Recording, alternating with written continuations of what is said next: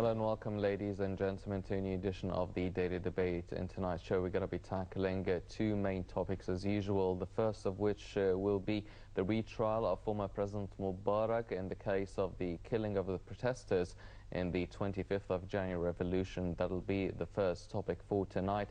The second topic will be regarding the European Union actually stopping some of the military aid coming to Egypt in light of the ongoing political developments taking place nowadays. That'll be the second topic of tonight's daily debate. But before we start, I'd like to welcome our first guest, Mr. Wael Nawwara, the founder and leader of Al Dastur Party. And let's check out this report regarding the retrial of former President Mubarak, and we'll be right back.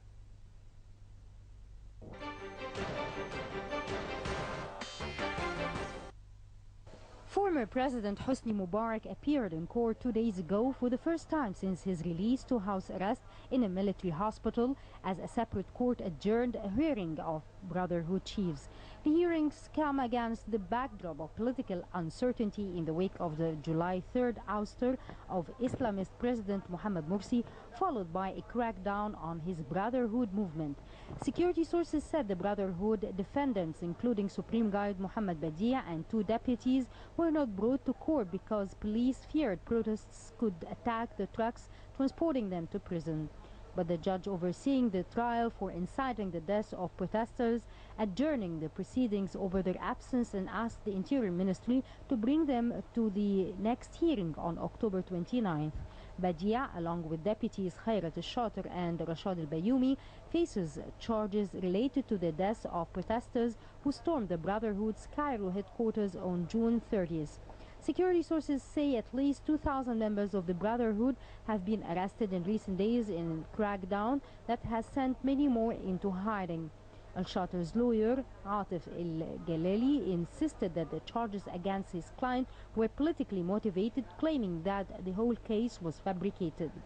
3 other Brotherhood members are standing trial with the leaders accused of carrying out the murders of the end of June. And 29 others are also facing charges, including intimidating citizens in relation to the same incident, which came as millions of Egyptians took to the streets to protest against Morsi's rule. The session against the Brotherhood leaders came as Mubarak appeared in court for the first time since he was released from jail on Thursday. It was also the first time Mubarak had been seen in public since he left Tura prison after a court authorized a pre-trial release.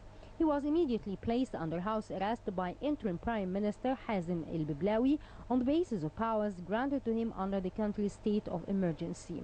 On Thursday, the 85-year-old former president was flown by helicopter from prison to a military hospital where he has received medical treatment in the past.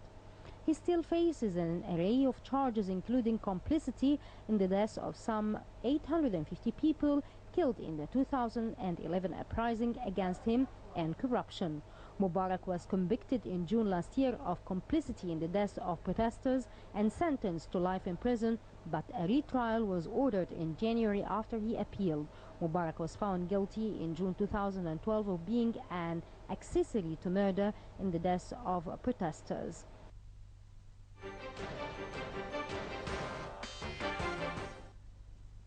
Welcome back, ladies and gentlemen. Time now for the first topic of tonight's daily debate, talking about the retrial of former President Hosni Mubarak and also the trial of the Muslim Brotherhood leaders in the cases of killing protesters in both cases, one on the 25th of January revolution and the Muslim Brotherhood leaders for the 30th of June revolution. And joining us here in the studio to shed more light on this issue is Mr. Wael Nawwara, the leader and founder of Al Dastur Party. Mr. Nawwara, thank you very much for joining us this evening. Thank you.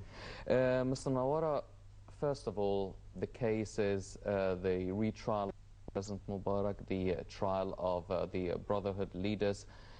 Does it really underscore the change, the difference, the momentous sort of reversal in the political life here in Egypt over the past 2 months? Let me say that the old regime was really composed of both parties, Mubarak party and the Muslim Brothers. So now we're really trying the old regime with its both its wings, the formal wing and the informal wing. The formal wing being Mubarak and the NDP, the National Democratic Party, which was dissolved by also by court order, and the informal parallel underground wing, which is the Muslim Brothers, and both of them, I think, were responsible in corrupting political life pre-January 25th revolution, and also during the last year on the part of the Muslim Brothers.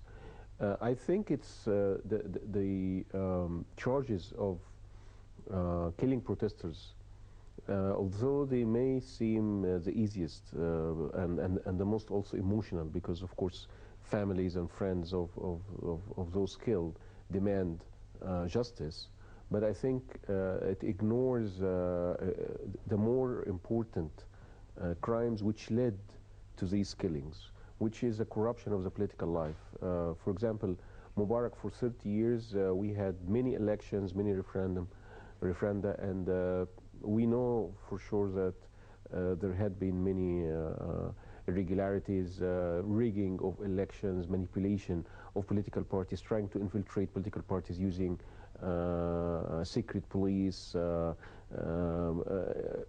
sort of political corruption which led to erection of a police state. On the part of Morsi, I think his crime was almost similar. We saw also how that the president of Egypt became merely a representative to some underground organization, which is a Muslim Brotherhood organization, taking decisions elsewhere and then pushing these decisions through its fingers and arms, through Morsi and also through their representatives in the legislative body in the People's Assembly or House of Representatives. So I think it's, to me personally, I think while trials for killing or murdering protesters is important, I find it also equally important to try both of them on charges of political corruption and of manipulating the political process, of rigging elections, of trying to of breaching the constitution. And we know that Morsi, for example, he swore to a constitutional framework on June 30th of last year, and he broke many of the articles that he swore to protect. So I think it's also important to try both parties on political corruption charges. Mm-hmm. Well, former President Mubarak seemed very much at ease and optimistic during his retrial. Should we read very much into this? Should we expect that he would be found not guilty? I think it's I think he was probably relieved by the events of June 30th. I think he knew, as many Egyptians knew, that the Muslim Brothers organization was an underground crime organization, that its ascension to power was dangerous to Egypt's national security. So I'm not sure if he was pleased by or in a way hopeful for his acquittal, as much as I think as many Egyptians were happy that the Muslim Brothers have been exposed before the people, which I think is the most important thing, and also have been ousted from power. Mm-hmm. Mr. Nawwara, now the trial of former President Mubarak after the 25th of January revolution was one of the most highlighted trials in Egyptian history as a whole, and now we know that there's new evidence being submitted for the case that has been really the concern of many Egyptians regarding the killing of the protesters. Why is there evidence now that's being submitted that wasn't really submitted earlier, when this is a very high-profile trial all Egyptians are following and all Egyptians are concerned with?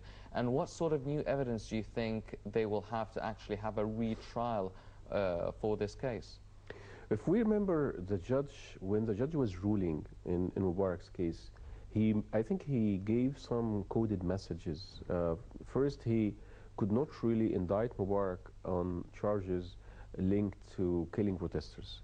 Mm-hmm. I think, if I remember correctly, his judgment was that Mubarak did not prevent these killings. Mm-hmm.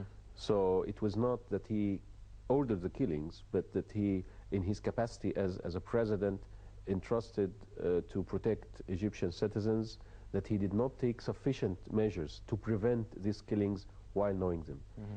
But also the verdict indicated that there was something funny or something wrong in the way the whole case was prepared, meaning that the preparation of evidence, and that perhaps there was some hidden doers, which in a way the judge implied that there was something hidden in this case, that he was not presented with the right evidence, that the case was not prepared properly.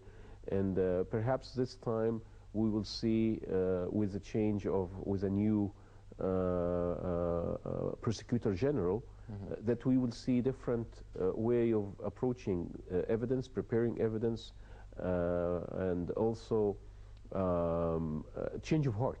Let's remember that Prosecutor General, who was responsible at that time, was someone who was appointed by Mubarak himself before, and of course that there's a kind of a conflict of interest there. And now I think we have a new Prosecutor General, I think we can hope for perhaps a change of heart, as I said, and also technically preparation of evidence and preparation of the whole case, building the case, building the legal case, not just a political case or going behind the public's anger. But now that things have gotten calmer, I hope that that the new Prosecutor General will prepare the case and build the case legally and technically in ways that would assist the judges in actually reviewing the case and issuing a fair judgment. Yes. Mr. Nawwara, now the retrial of former President Mubarak actually coincides with the trial of some of the Muslim Brotherhood leaders sometime in mid-September. However, it was adjourned due to some of those accused were not really able to show up for security reasons. What is the significance of having both trials almost at the same time? As I was saying, both parties were really represented the old regime. Remember, in 2005, the Muslim Brothers had a deal with the NDP, the ruling party at that time, and they got almost 20%. And there was a kind of favors in various electoral districts that they were, both parties were almost helping each other's, leaving some districts vacant.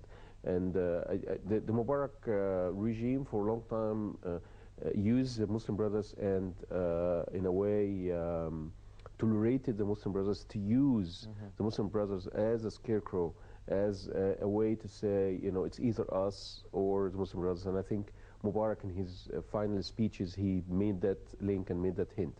So now we're trying the old regime with both its ends, or both its poles.